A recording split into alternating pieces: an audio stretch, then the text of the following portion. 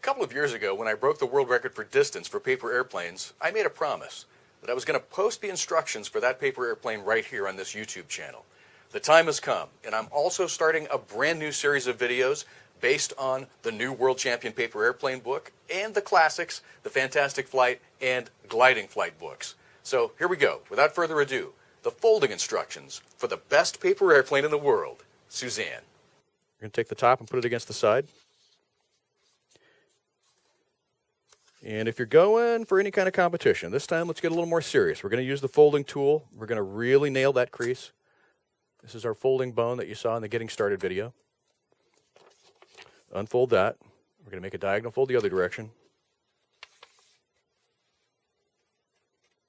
And incidentally, I'm holding the paper so that it just stays, square to the camera.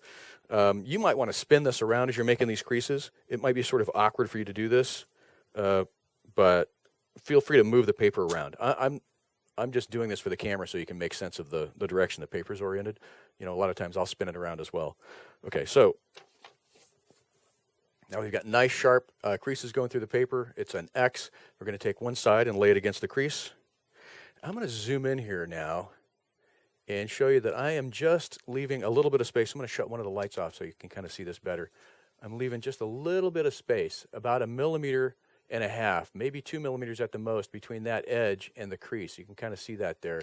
When I turn the other light on, the lighting becomes a little bit too flat. You can't really make it out. But I'm leaving just a little breathing room there so that when you start folding the layers over each other again, they won't bunch up. You want everything to lay nice and flat. You want the sharpest configuration you can on this. And if I back out, you can see that I'm just laying that whole edge right against the X there, making a really sharp crease. Going to unfold that. Then we're going to do the same thing to this side. Put that side right against this other diagonal crease here. And again, I'm leaving the same amount I left before. Try to be precise with that. If you've gone 1 millimeter on the other side, go about the same amount on this side. Go 1 millimeter on this side as well. If you ended up at 2 millimeters on the other side, go 2 millimeters here. Symmetry is the main thing. You want those layers to be, flat, and you want them to be exactly the same configuration. So there we go. We've made a diagonal fold that way, this way, taken these guys to the diagonal, and now we're going to leave this one folded this time. Fold over the top there. It doesn't really matter which one you put over the top of the other one. That's not a problem. And now we're going to fold right straight down along, just so that we meet this corner right here. We're going to fold the top down. I'm going to zoom in a little bit here. And you can line these edges up here. You want this crease here to line up with the crease just below here. So you want it to be one continuous line as it goes along here. And so you'll be just to this side of this raw edge here. This raw edge that we left just short. You're going to be just on the other side of that, and you're going to be lined up with the creases. Now, you'll notice when you do that, you start to get bubbling here. What you want to do is try to press this as flat as you can as you make this crease, so that the wings will lie even more flat than before. Now, if you folded the other plane that was really just kind of fun with a locking fold on it that required no tape, we didn't really go this slowly here. But you can see I'm going slowly now. I'm lining up all the creases. We're getting serious. We're making a plane that's really going to win some contests here. So now we're going to follow this crease, and we're going to unfold that. And then we're going to follow this crease, and we're going to unfold that. Now, why would I do that? Well, you can see that we haven't made the center crease on the plane yet. And now when I fold these together, the layers will bunch at exactly the same rate. And now I can leave those guys together, and I'll flip this around and fold it in half, and I'll nail the front edge here, and then I'll start to get this rear edge going here. And it's really more important, once you kind of get the nose nailed, to get this rear corner back here just perfect. You want to get that totally lined up, and then nail your crease.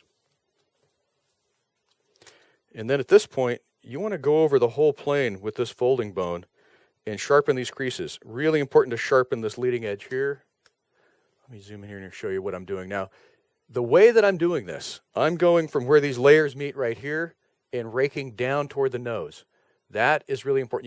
You don't want to rake back this way yet. If you do, you'll fall off this edge here, and you can put a hole in the wing right there. So press pretty hard, raking forward down the nose. Flip it over and do that again. Rake really hard right down the nose. And again, you want to start just downstream of where the layers end here. You can kind of do a Braille method, kind of hang on to it right there, and rake down like that. And you want to flatten everything.